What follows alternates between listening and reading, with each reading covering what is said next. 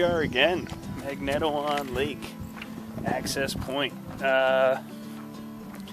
It's the first trip of the year. Very excited. We and Shane were all, oh, there's gonna be no one here, but the place is packed. Like, straight up. I've never seen it this busy. Not on May 2-4, not in June. Crazy. Really excited. We got Little Eagle Lake, which the people at the permit office were very impressed by. And as you can see, there's already activity on Magnetawan Lake going towards Hambone. Not us. We go to the south. Yeah, nothing to do but pack up and get on the water. On the water. On the water again, Shane. 2016. Let's do it. And as quickly as it had began, our long and arduous journey over Magnetawan Lake is over. 10 minutes. It was. It was a lot like hauling into McIntosh, but now we've got our long portage. It's huge. 3,050 centimeters. Is that what it is? Yeah, I guess it is. 35,000 millimeters. We'll have to pace ourselves. We're gonna have a couple stops. We did not pack intelligently, but we're carrying tarps. Tarps and tarps and tarps, because it's supposed to rain later. Tarp City, Canada. But yeah, now let's find this portage. It's not very well marked, but I would love to fish this lake one day. We'll see. Now we got to go over a mountain, though. Little Eagle Lake. Ho! So it's been a while. We just got to the site and put up our tarp. And before I walk us through what's going on here at the site. What is going on, Ian? Well, there's a bunch of stuff. We still have to put up our tent and see what there is to see, but we were just pulling in and we looked over as the people exited our site and they went over. Like, next thing, the second they were just paddling. I just heard you say, I think they're in the water. Yeah, and they were. So we quickly vacated our canoe of all of our packs. We kept the food because we didn't have time to hang it. We just flew across this lake. We were there for 10 minutes. And two of their people were still in the water. And I'm never going to forget one of them. Like, we're like, do we want to help them? Maybe they're okay. Maybe they're, Should we grab their gear? They look okay. Yeah, and I'll never forget the guy screaming, please help. Scary. It's very scary. And it's been about an hour. They're still over there. Luckily, they have warm clothes. They have safety blanket, that aluminum one, which I'm probably going to pick one of those up now. But when we got to the guy, he was white in the face. He grabbed onto the side of our canoe, and his face was white. He had nothing left. Yeah, it made it very, very, very clear exactly how dangerous this water is, even for only 10 minutes.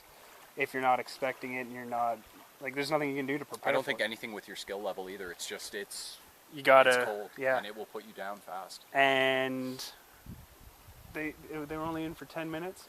Thank God, I'm gonna swear, thank fucking God that they were wearing their PFDs, because if they weren't, in their big heavy clothes, that guy had no energy. They would have been under the water. He was toast when we got to him. There's already been 2 people killed this year. Wear your PFDs if you're on this cold water, and respect the cold water, kids. So the rain's coming down and we're doing some emergency retarpulation. We just have the best luck, eh? Always. Could be worse though, at least we're relatively dry. So Shane, welcome to the campsite, eh? Welcome. It is a 20 by 20 blue area. Yeah, featuring an orange snowplow of wind. There is a nice big fire pit. It's pretty clean. The guys before us did manage to clean this whole place up very nicely, actually. I got to compliment them. There is a ton of nice area over here with our wood underneath it, keeping dry, and a big table area.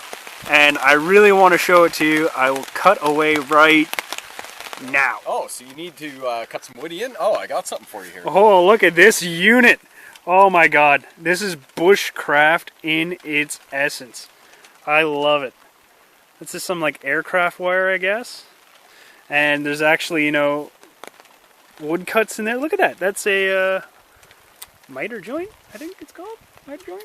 Can't think of the term, but there is a term. And I'm pretty sure this is the exact same saw blade from my Trailblazer, which you can't find anymore. I would take it, but I just love this thing too much.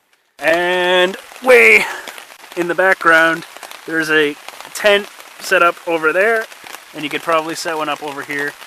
That's about all you could get in here, I would say. No more than 2, maybe. Definitely not. Maybe if you stretch. 3 small ones or a bunch of hammocks. That'd be a good way to go here. It's a bit exposed, hence all of the tarping. But I think the wind's dying down because we're no longer getting buffeted. Our blue tarp is hanging on by some noble threads on this grommet. But It's still there. yeah, the whitecaps have died down. It is going to be a cold one though. The rain has, for the time being, stopped. The loons are fishing. Shane has built a very sturdy table, which we are all very proud of him for. And we got dinner on the go. We got some broccoli cheddar, canola, rice dealie, and we got some shish kebabs from Dietrich's in Oakville. Great place to get pre-packaged kebabs. Sun's setting, but I don't think we're going to get a sunset tonight. At least not a spectacular one. But try getting some fishing in. Focus. So it is quite cold as the winds pick back up again. It's definitely going to be a early night for us. And if I don't know if you can tell, but my fingers are shivering, believe it or not. So hopefully tomorrow's a bit better, at least a bit warmer. And my deep season bag will be worth every penny tonight, I'll tell you that much. So here's how cold it was last night. We just knocked this off our tarp. This is all just little bits of ice, paper thin. But I slept well in the nice secured forest, but Shane had a bit of a cold night as his shoulder season bag was failing him. Apparently kept popping open along the zipper and letting the Cold air. cold right down your neck. Not a good night for Shane. I've had our coffee and a little bit of breakfast, but the wind's picking up and the guys falling over yesterday kind of spooked me at least. So we're going to get out, I don't want to say early, but fairly early, even though the sun is shining in this rainy city. So we just got into the portage heading back up and out, which is nice because that's the only hill. But as we were pulling in, it sort of stopped, but it was snowing for one brief instant. Snow? A little bit. On the Vanguard trip. That's how you know it's spring. That's for sure. Alright, let's get down this portage and out before it starts raining. Sounds good. Up the hill and down. So Little Eagle Lake. Another one off the list. Good lake for a solo or two overnight, maybe. Don't know about the fishing situation. No, got rained out on that, but it'd also be a good place to bring people who are new to backwoods camping. Very good for that. It's a little more of a drive-in, a little more of a trek than somewhere on Highway 60. Safety's close if you need it, as we found out. You don't have cell phone coverage though, so if you do get in a pickle, you're on your own. Pickle. You're on your own. Yeah, nice little lake, good little trip. Vanguard. On to the next one, I suppose. You got it.